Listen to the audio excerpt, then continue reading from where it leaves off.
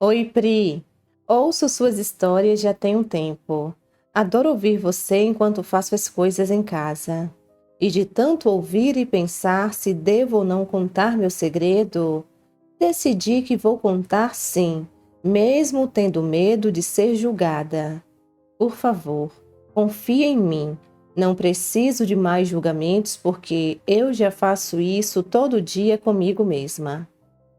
Vamos lá. Desde sempre fomos só minha mãe, minha irmã, que é mais nova que eu e não somos do mesmo pai, e eu. Minha relação com a minha mãe nunca foi tão boa, mas não era porque eu era uma mal educada nem nada. Na verdade, ela tinha raiva do meu genitor que abandonou nós duas e acho que era mais fácil para ela transmitir toda a fúria para cima de mim, já que ele sumiu no mundo. Mas, apesar de tudo, ela nunca me deixou faltar nada, exceto carinho, atenção e colo quando precisava. Quando eu tinha 14 anos de idade, a minha relação com a minha mãe, que não era tão boa, ficou mais abalada, porque tudo dela era minha irmã, tudo para ela era para minha irmã, e na real nem valorizava tanto tudo que recebia. Eu comecei a me rebelar. Acho que queria chamar a atenção dela, e ela achou que o motivo de eu ficar rebelde eram as amizades de escola. Então, ela decidiu me transferir para outra. Nessa nova escola, comecei a estudar com um garoto que morava no mesmo bairro que o meu, e ficamos próximos, indo e vindo da escola juntos todos os dias. Até que ele disse que estava gostando de mim e pediu para ficar comigo. Com isso, eu aceitei dar umas beijocas nele, sabe? Coisas de adolescentes. E fomos seguindo assim durante uns meses. E eu já estava perto de completar meus 15 anos quando ele me pediu em namoro. E foi tudo certo. Ele foi até a minha casa, conversou com a minha mãe e tudo ok, tudo certo. Minha mãe sempre conversou comigo sobre sexo, me levava sempre ao ginecologista e como comecei a namorar, ela me falou sobre prevenção, doenças e gravidez. Esse garoto e eu nunca tivemos assim muitas oportunidades de ficarmos sozinhos. E claro que, como todo adolescente, a gente ficava naquela curiosidade de sentir, de saber como é, até que aconteceu a primeira vez, a nossa primeira vez, e depois várias outras vezes, tudo protegido até eu descobrir que ele me enganava e decidir terminar com ele. Aí começou todo o meu inferno, porque ele não aceitou de primeira o término e, com isso, decidiu simplesmente inventar que estava doente. Ele me disse que estava com câncer e eu fiquei muito mal por ele. Quis ajudar e até minha mãe se compadeceu com a história mentirosa daquele idiota. Mas a mentira nem durou tanto tempo assim, porque minha mãe trabalhava de servidora pública num local que tem muitos contatos, então, como ela decidiu ajudá-lo, ele sacou que a gente iria descobrir tudo e que aquilo era tudo invenção da cabeça dele, algo para que eu não deixasse-o.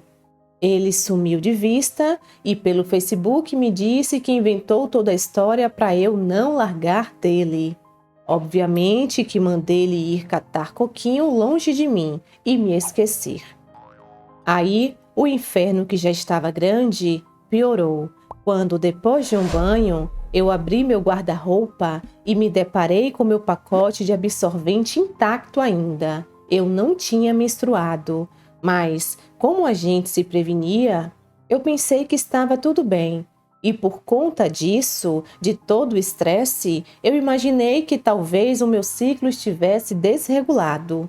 Então resolvi esperar mais uma semana. A semana passou e nada da bendita descer, mas eu sentia umas cólicas, até que uma noite eu mandei uma mensagem para minha madrinha falando sobre. E ela no outro dia já apareceu lá em casa para conversar comigo e mandar eu falar com a minha mãe. Pois bem, conversamos E minha mãe, na hora, já pegou o celular para marcar uma consulta para aquele mesmo dia. E fomos. Nossa, eu não gosto nem de lembrar desse dia, porque eu fui tão inocente, tão tranquila. Chegando lá no consultório, o doutor, como todo doutor, começou a me fazer perguntas que quem frequenta um ginecologista sabe bem quais são. Até que chegou o momento de me deitar na maca, ele disse que faria uma transvaginal e pediu para que eu relaxasse. Parecia que tudo estava em câmera lenta, sabe? Ele limpando aquele negócio, colocando preservativo, aquele treco melequento gelado. Foi então que ele inseriu aquilo em mim e na hora já deu para ver o saco gestacional. Minha mãe estava na sala, ao meu lado, e quando ela viu aquilo, ela começou a perguntar para o doutor o que era. E ele disse que eu estava grávida e já tinha uns 3 meses. E foi um horror. Lembro dela chorando ali naquela sala, perguntando por que eu fiz aquilo com ela. E ao mesmo tempo, eu chorando também porque não imaginava tudo aquilo. Quando saímos do consultório, minha mãe mal olhava na minha cara e foi logo fazer uma ligação. Estávamos voltando para o carro e ela já estava mais na frente no celular e eu atrás, toda desnorteada. Não entendia muito bem o que ela falava ali na ligação, mas ouvi ela perguntando sobre remédios e valores. Minha madrinha também estava junto e eu ouvi ela perguntando à minha mãe se aquilo era certo e se ela tinha certeza. Minha madrinha nunca conseguiu ser mãe e até disse que ficaria com aquela criança, mas a minha mãe disse que não tinha como. E de verdade, eu já tinha 15 anos e sabia sobre. Nas escolas, todo ano tinham palestras. Enfim. Eu sabia que era errado, mas não saía da minha cabeça ela chorando e desesperada por eu estar grávida, a decepção e o olhar dela quando me via. No outro dia, ela já tinha os tais remédios, tinha aquelas garrafadas, sabe? Já tinha ali tudo a postos do que precisava. Então ela me deu e eu tomei o remédio e o outro tinha que inserir e foi feito. Com poucas horas, eu já comecei a sentir dores, já podia sentir meu corpo tentando expulsar o feto, e ela de hora em hora me fazia beber uma dose daquela garrafada, e eu nem comentei, mas minha mãe já estava casada com meu padrasto e ele nem sabia de nada. Foi então que minha madrinha achou melhor me levar para a casa dela, e nós fomos. O caminho todo eu sentia muita dor, dores terríveis, e quando a gente estava chegando na residência, um carro bateu na traseira do carro que a gente estava. E eu não sei se isso pode ter algo a ver, mas na hora da batida, parece que adiantou todo o processo ali. O nível de dor aumentou e eu não aguentava mais, até que chegamos na casa dela e eu, sentindo muita dor, fui me deitar. Porém, não aguentei ficar deitada e resolvi ir banhar. O banho piorou tudo.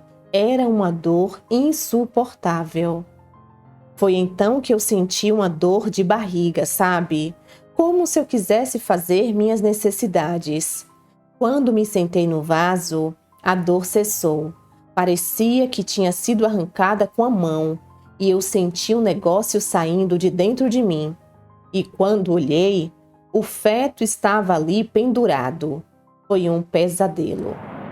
Eu até hoje não tenho muito conhecimento, mas achava que, sei lá, tomou o remédio, sairia tudo logo.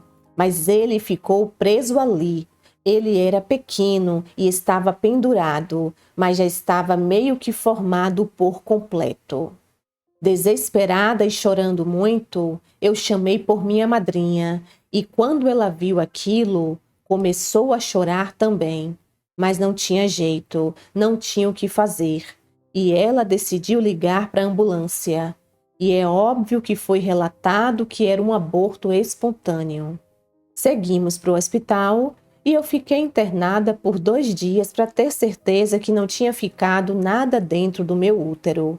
E aqueles 2 dias e noites eu só chorava, me sentia o pior ser humano, me sentia um nojo, sinto até hoje, na verdade. E ninguém sabe sobre isso, exceto minha mãe e minha madrinha.